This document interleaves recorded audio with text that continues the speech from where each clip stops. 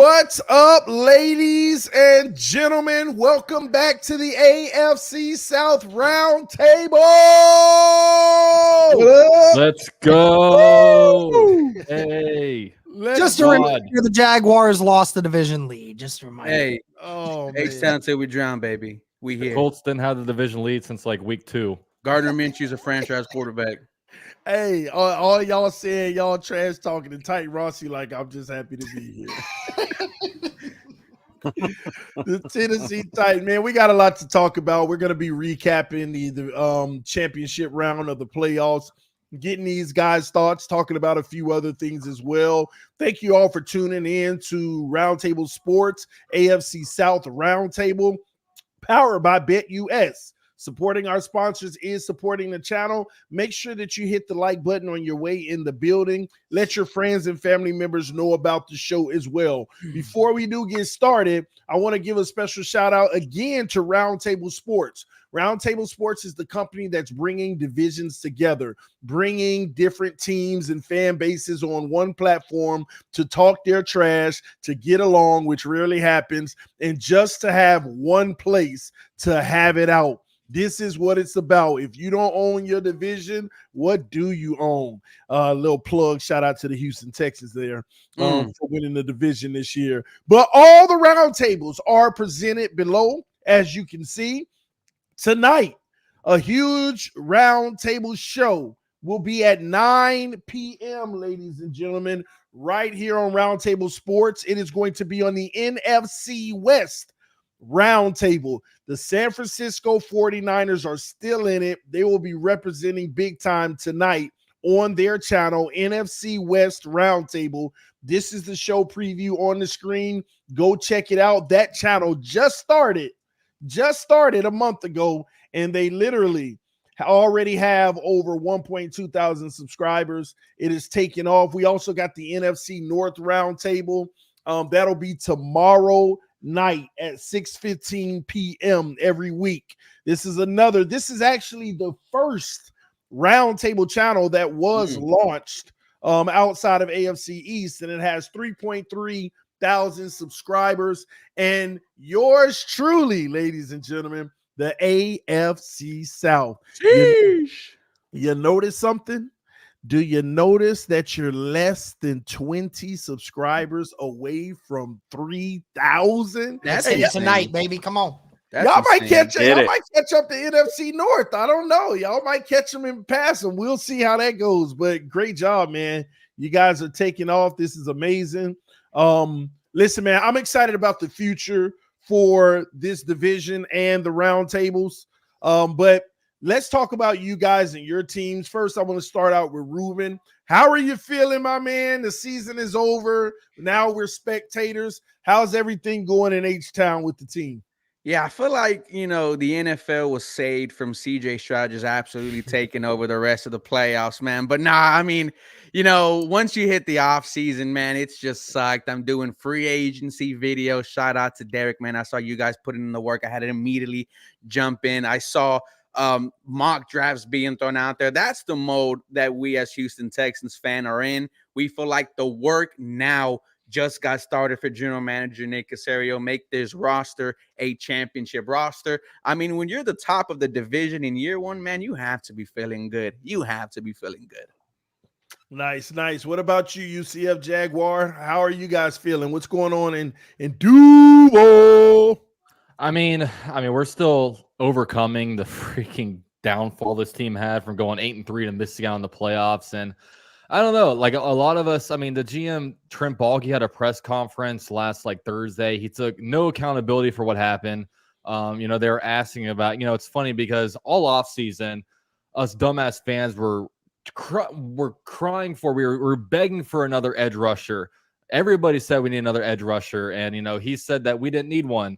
And, our edge rushers outside of Josh Allen and Trayvon Walker combined for 3 sacks on the year. And somebody literally asked him the question, hey, do you wish that you brought in more edge rushers? And you said, oh, well, who would we have brought in? Well, Leonard Floyd got signed to the Bills in August. He got 10 sacks. Jadeveon Clowney was in the Jaguars building. He signed with the Ravens. He got 9.5 sacks. And to skate by the question, he says, well, I don't live life with any regrets. you know what? Well, I regret the Jaguars ever even bringing him in, and I regret. I don't know. It's just right now we're all a little bit frustrated with the GM, and we just feel like a lot of us have a lot of belief in Doug Peterson and Trevor Lawrence and stuff, but the people at the top, from ownership to the GM, it's like if that's the tone at the top, how are you ever going to build a championship organization? So it's a little bit weird right now. Weird times, man. A lot to figure out. Derek, what's going on with the Colts, man? Talk to us.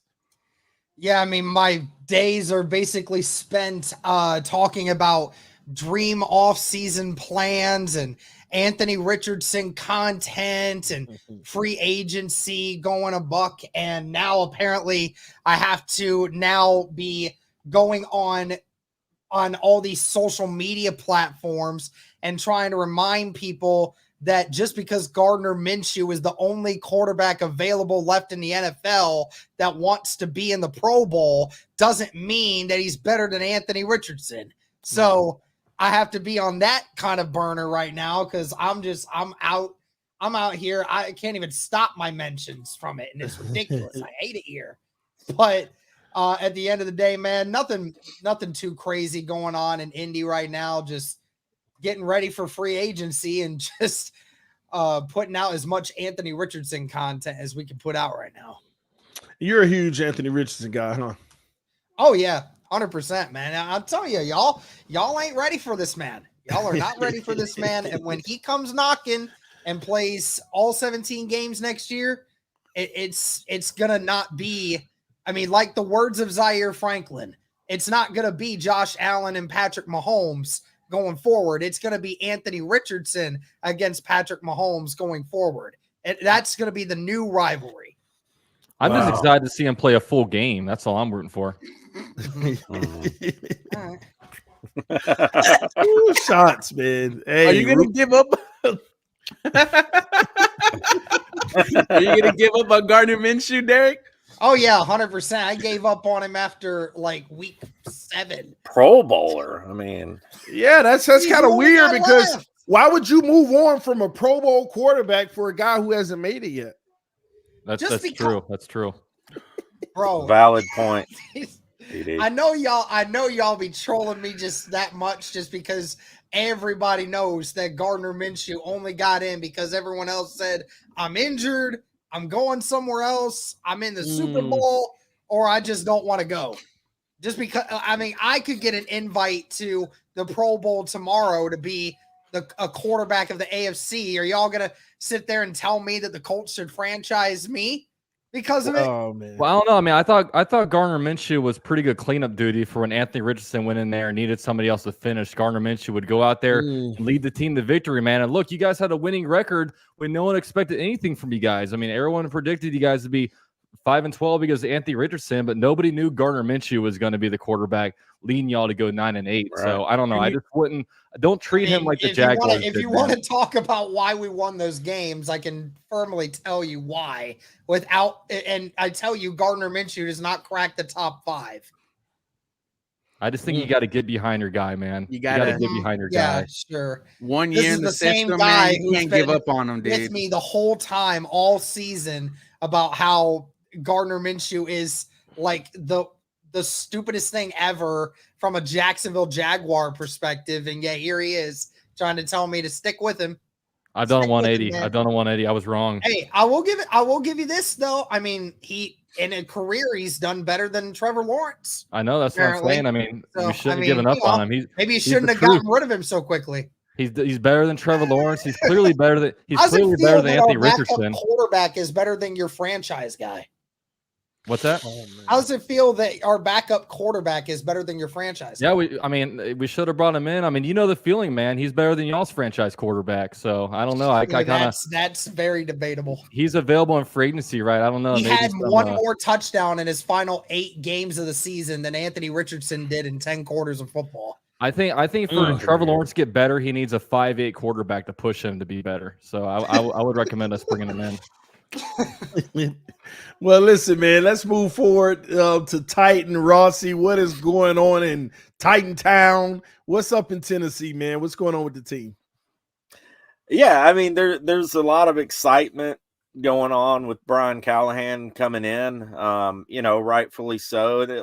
There's been a lot made of Vrabel not getting a job yet. You know, when Vrabel got fired, every media person out there, Keyshawn Johnson especially, and all those guys, were just straight dogging the Titans. You had Taylor Lewan, an ex-Titan legend, dogging the Titans. Everybody, all these media people out there saying, "Oh, Vrabel is this amazing coach," acting like he was, you know, Bill Belichick in his prime with Brady.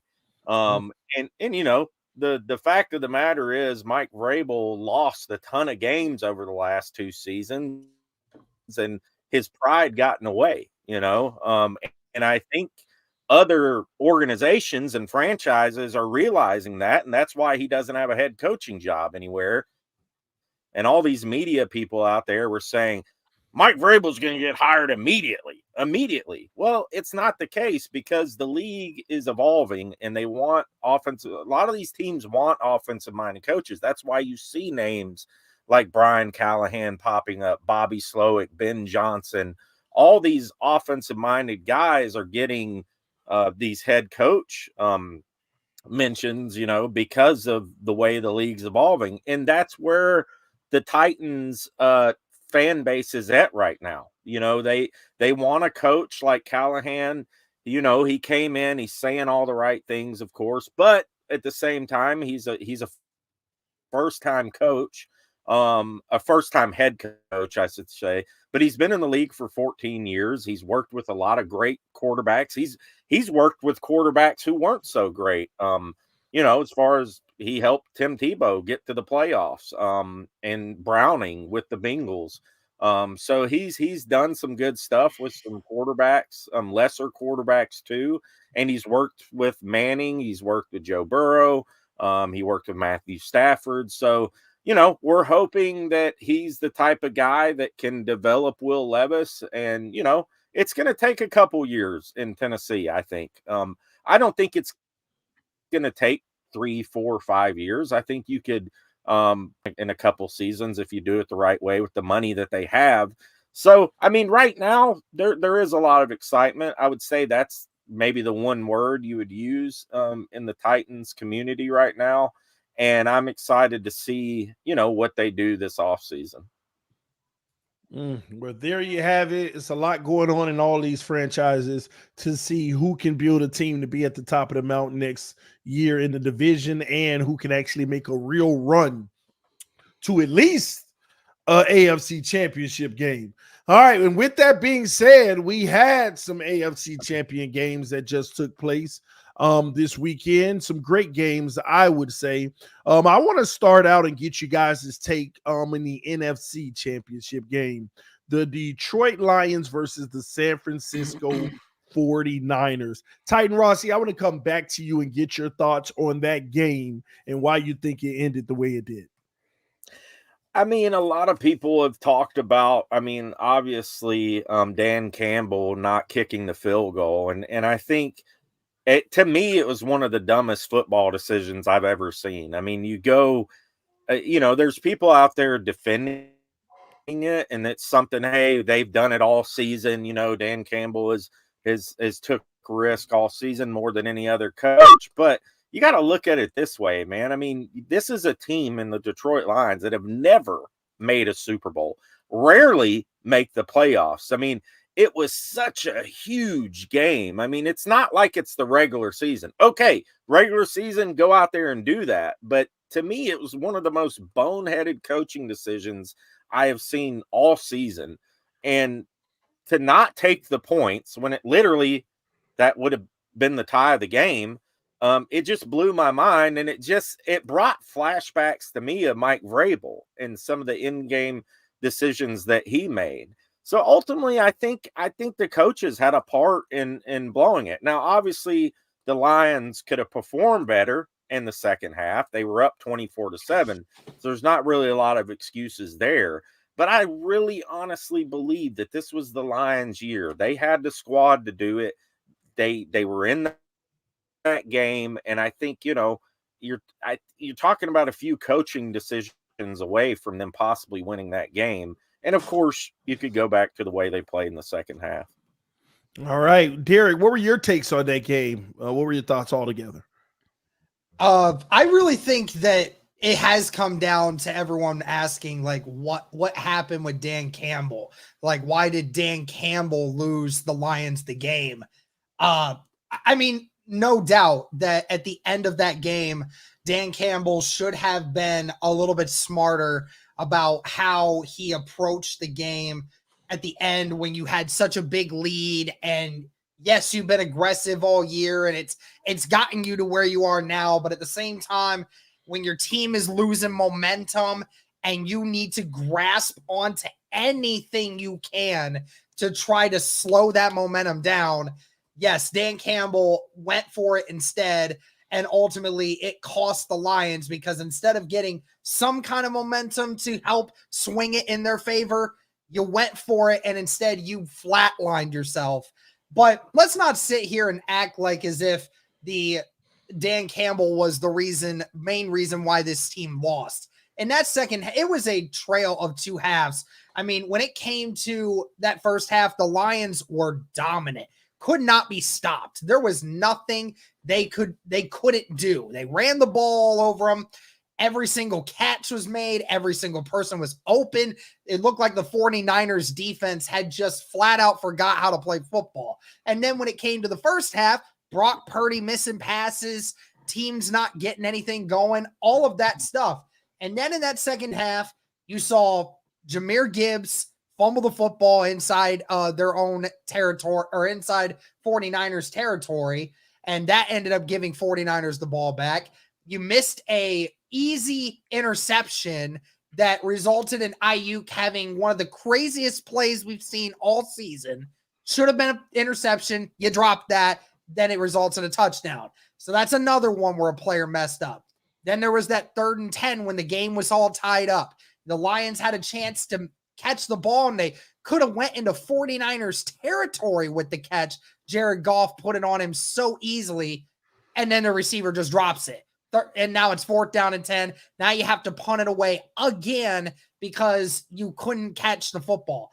I mean, this was a meltdown of epic proportions when it came to the Lions. And I want to give the 49ers more credit for winning the game. But at the same time, I can't sit back and just say, after seeing the Lions just throw it away in the second half, I just can't sit here and say that the 49ers deserve the win. I felt like the Lions basically gave it to them. Wow, yeah. Just a tough way to look at it. I mean, you think, the Lions being as high powered as they've been this year, to have a start like that, that's just tough the way that it ended. I want to move over to UCF Jaguar. What were your thoughts about this game overall? Yeah, I mean, some of my favorite games in the NFL are these games with like miraculous comebacks. I mean, early on, you're like, man, the Lions are putting them away. The 49ers had no answers, but we know that we kind of see this a lot. I mean, you have the young team that's having fun, they get ahead, but there's a reason why NFL games are 60 minutes and not 50 minutes. And the Lions, the way they finished that game was, unfortunate. And I know a lot of people, they like to blame Dan Campbell, but that's just his coaching philosophy. You know what I mean? A lot of people, with my own coach, Doug Peterson, a lot of people complain that he's too aggressive, but him being aggressive is what made him win the Super Bowl against the Eagles. He was going for it on 4th down on his own territory. He was going for the 2-point conversions with the Philly special. So, sometimes with these coaching philosophies, I mean, sometimes they work because we've seen Dan Campbell do some, interesting stuff during the regular season and it pays off and everyone calls him either a genius or they forget about it. But, it's obviously the big mistakes that get magnified. But yeah, it just, the whole game kind of reminds me of the Jaguars in 2017, where the Jaguars had in the AFC Championship game a 10-point lead against the dynasty that was the New England Patriots. And then just a young team, they didn't know what to do in a situation and they fumbled the bag. So yeah, that was definitely the most entertaining game of the weekend. That Lions 49ers game. And, right now, I know this isn't the Super Bowl that I think most of America wanted, but we do have a Super Bowl with a couple of good teams in here. It's just it was just a fun game to be non-biased fan to be able to watch and just kind of sit back and enjoy stress-free wise. Awesome. And Ruben, let's get your take on it, the final one. Man, it brought me back to when the Houston Texans were up 24-0 against the Kansas City Chiefs, and we all know how that happened. They came back, ended up going and winning the Super Bowl. With Dave Campbell, man, when you make a situation and go for it, like UCF just mentioned, when you convert, you're a genius, you're gutsy, everyone loves you. When it doesn't, you're a dumbass. What are you doing? Why are you doing that? And that's ultimately what happened to Dan Campbell, man. It sucks because he's a very likable guy. But when you make bonehead decisions like this, tie the game up, experience in the playoffs matters. And the 49ers have been a powerhouse for multiple years now, going back to even when I was in high school. I mean, they were in the Super Bowl with Colin Kaepernick. Now they are back again. And it's not, you know, they have just been running the NFC for a while now. And everyone wanted the Detroit Lions to win. You saw Eminem in the press box flipping off the fans. They were America's team. And the first half, they looked like it. And then in the second half, you saw San Francisco. They took the game from them. And they showed you why they are the powerhouse in the NFC. Brock Purdy, even though he didn't light it up in terms of, you know, stats through the air, using his legs to get first downs, just make big plays happen. That's what you expect from a team that's been to the playoffs multiple times. And it sucks that the Detroit Lions lost. And I kind of have a conspiracy theory because we found out that Ben Johnson is returning. Everyone thought he was going to be a head coach. I think Ben Johnson is the next head coach of the Detroit Lions. If the Lions next season do not go near the Super Bowl, have a horrible season, I expect them to let go of Dan Campbell and hire Ben Johnson in-house. Interesting. Time will definitely tell, ladies and gentlemen. There you have it, the recap for the NFC Championship game. But hey, the San Francisco 49ers have found a way to make it to the Super Bowl once again. Before we move over to the AFC Championship game, ladies and gentlemen, we want you to know that this stream is being powered by BetUS. Receive a 125% bonus. The link is in the description of the video.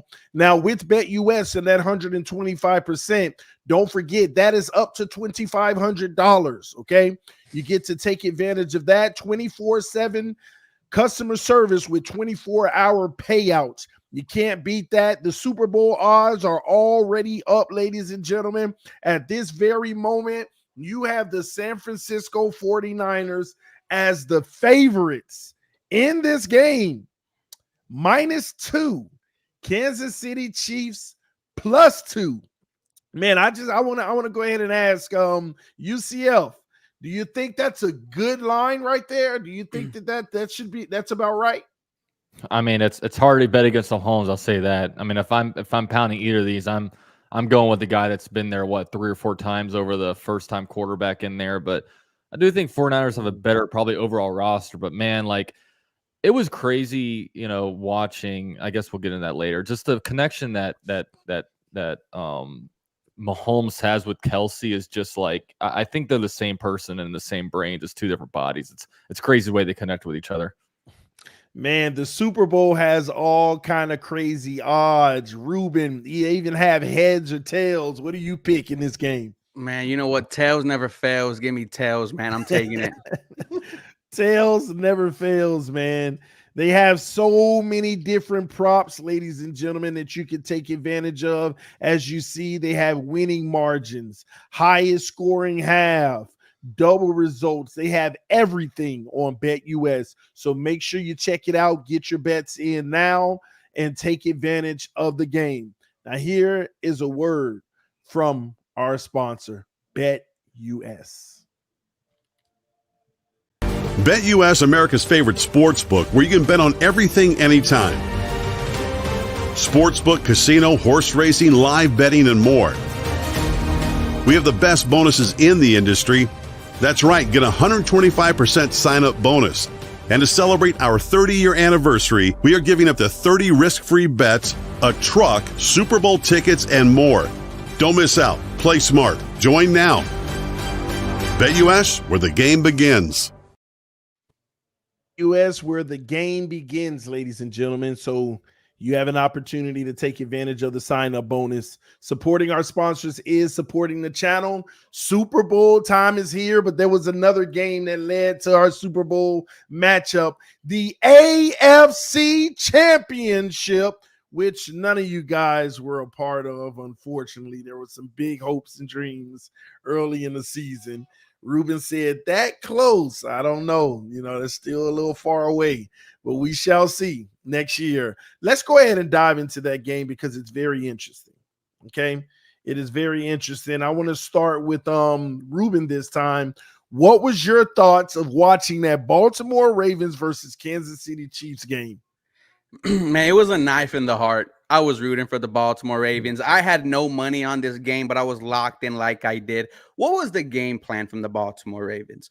All year, your bread and butter was running the football, not just Lamar Jackson, Gus Edwards, Justice Hill, and you only do it about 7 to 8 times with your running backs. What is going on? And it was kind of like leading to this game, everyone was saying how Lamar Jackson is not a passing quarterback. And it felt like the Ravens tried to show that against the Kansas City Chiefs, and just an absolute failure. Zay Jones, man, you have to know better. And, the fumble is fine. Things like that happen. But getting the taunting call after making a big catch, stuff like that kills you. And it's like the Baltimore Ravens fell apart. And what's crazy is the Kansas City Chiefs, man, no one was scared of them during the regular season. None of us were. And the fact that they are back in the Super Bowl, this is a dynasty. This is the empire from Star Wars, man. You have Taylor Swift being back there. And it's not the Super Bowl that America wanted. However, this is two of the best teams going at it. A rematch, dominating the AFC, dominating the NFC. Very heartbreaking for Baltimore. Like I said last week when we were going up against them, if Lamar doesn't win, you're going to have the conversation whether or not this dude can get you to the big game.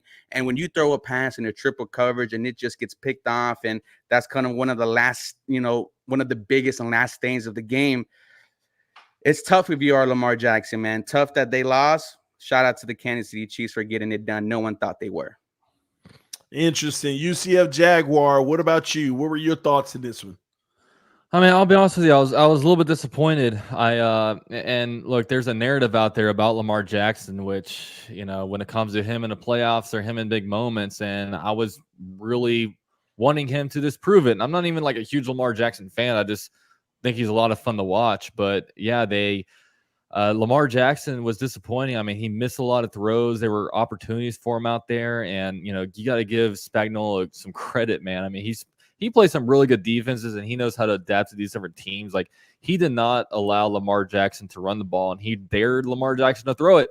And Lamar Jackson threw it. And, he just kind of overthrew a lot of passes. And the Kansas City defense just had them extremely uncomfortable all game. And, yeah, like you have Mahomes out there, best quarterback in the NFL until somebody actually beats him. I mean, I made this tweet after the game. Like, right now, as much as we like to talk about all different teams, whether it be, the Bills or the Bengals, or, you go to the Dolphins or, the Texans, anybody you talk about right now, we can talk about all these different teams in the AFC, but right now it's the Chiefs and everybody else. I mean, nobody's beating these guys to get to the Super Bowl. And, right now, Patrick Mahomes is winning these Super Bowls at a faster rate than Brady. And, we're seeing, like Ruben said, a dynasty before our eyes. And, Travis Kelce coming up clutch when he needs to. I mean, 11 targets for 11 receptions, 116 yards and a touchdown. I mean, we're not only watching, the best quarterback in the NFL right now, but we're probably watching the best tight end in NFL history.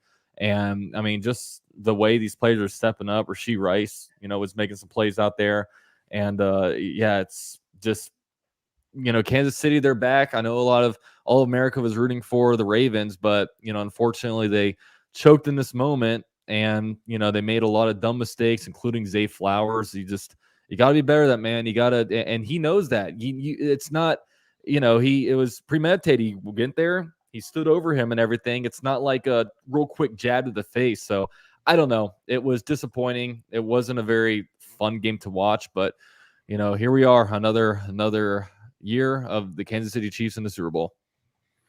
It's just so interesting the things that you're saying in that regards, man. The Kansas City Chiefs up there at the top and everybody else below. And it really feels that way. What about you, Derek? When you watched that game, what did you take away from it? I mean, just shows you that Patrick Mahomes is the real deal. And we've known that for a long time. But I mean, this is just incredible to see how they just turned it on. It's like as if they got bored in the regular season and said, let's just coast and see what we can do. And then in the playoffs, we'll actually turn it on. And I mean, ever since they've been in the playoffs, they've looked like a completely different team. I mean, they've always had a great defense, but the MVP of this team throughout, especially the last few weeks, has really been the defense, and particularly in this game. I mean, you just did a number on Lamar, and I know that Lamar obviously was having an off night, but Lamar Jackson barely completed 55% of his passes. I mean, he was definitely not himself. He was throwing it into triple coverage. He was throwing it places he normally doesn't, and that just threw him off. And, you know, he didn't dictate the game with his legs like we normally see with Lamar Jackson. And like they mentioned earlier, I mean, outside of Lamar, I mean, your best rusher from a running back perspective was Gus Edwards, who had 3 carries for 20 yards. You abandoned the run. And I mean, this was a close game the whole time. I don't know why they abandoned it. I know that the Chiefs have not been a bad team at stopping the run this year, but you didn't even attempt to try to get this run game involved. And you relied solely on Lamar Jackson. And yeah, Zay Flowers had that one drive where he completely screwed over the Ravens by his actions and his inability to hold on to the football. But he was the only one that actually did anything throughout the game. I mean, seriously, though. I mean, he had 5 catches for 115 yards and a touchdown. He's the only guy that actually did anything to impact this game offensively. So, I mean, and for how great Patrick Mahomes looked throughout the game, I mean, stat-wise, the Ravens defense still was able to keep them from going all over the place. But at the end of the day, yeah, like UCF said, I really wanted to see Lamar Jackson put to rest kind of some of the expectations and some of the things we see from him and what we think is going to happen with him. But we're going to have to wait another year to see. But I don't know. This might have been his best chance as a Raven to be able to get through this series of opponents, and he just let it go away, slip right through his fingers. Well, there you have it. And let's hear from Titan Rossi. What was your take in this game? Yeah, I mean, this game was difficult for me because, you know, as a Titans fan, we hate the Ravens. I mean, the Ravens are probably, for a lot of Titans fans, they are number one on the list. I mean, for a lot of fans, even more than our own division opponents. Our history goes so deep with them. I mean, back to the McNair, Eddie George days, and 2008 as well, when we played them in the playoffs and they beat us. And then, you know, us stomping on their logo, them stomping on our logo. So it's been this thing with the Ravens. So I was kind of torn because honestly, I can't stand Travis Kelce. Like I don't have much against Mahomes. I think he's a fantastic player, but you know, I saw Travis Kelce act like the biggest baby in the world when he played us and get all these just insane calls thrown his way, these penalty calls, and I have a resentment towards him and the Chiefs for it. But I mean, look, you can't lie, right? I mean, like UCF was saying, the connection between Mahomes and Kelce, I mean, it might end up, you know, once it's towards its end, it might end up the best tight end QB connection there ever was. I mean, it's amazing how those two guys operate. I mean, 11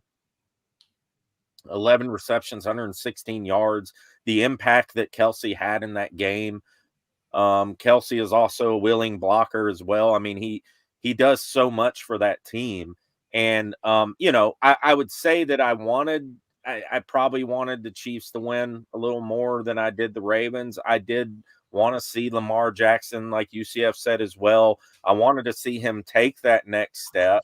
Unfortunately, for whatever reason, the Ravens, they were just calling a completely different offense, and it was weird to watch. It was strange to watch.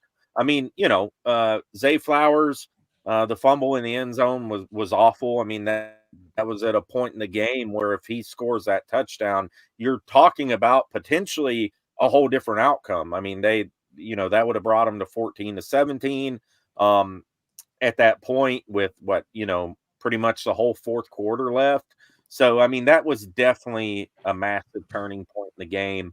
But here we go again with the Chiefs in the Super Bowl. If they win this one, a third Super Bowl, you gotta mark them down as a dynasty, and a continued dynasty at that. So, I just hope it's a good game. It wasn't what America wanted, wasn't what I wanted.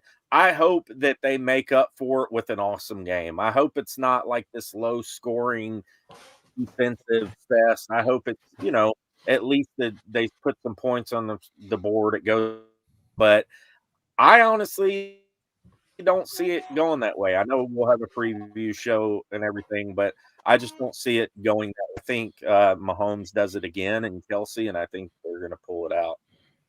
All right. Well, there you have it, ladies and gentlemen. These guys recap of the AFC and NFC Championship game. It's just so much to talk about next season because of what we're witnessing right now happening in the NFL. Ladies and gentlemen, don't forget to check out the AFC South merch store at roundtablesports.shop. Okay.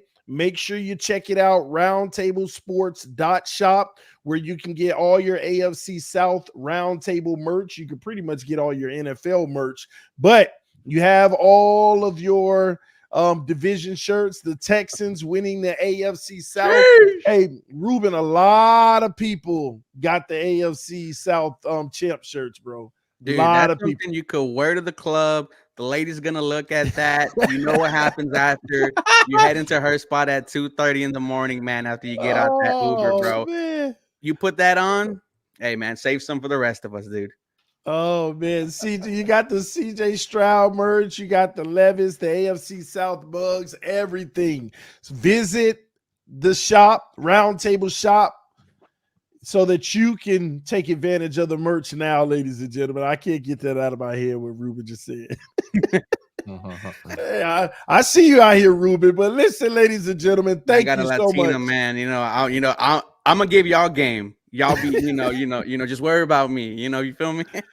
Oh, man. Well, we appreciate everybody tuning in. We love you all. Check us out on Thursday. We will be talking about more team-specific content. We got a lot to talk about. Some things happened with the Texans today. The Colts got them a new Pro Bowler. We got some coaching things happening in Tennessee, and even defensive coordinator stuff happening with the Jags, and they might be keeping their big fish player. We'll talk about that Thursday and more. Thank you all for tuning in. Till next time, ladies and gentlemen, we love you all. We are out.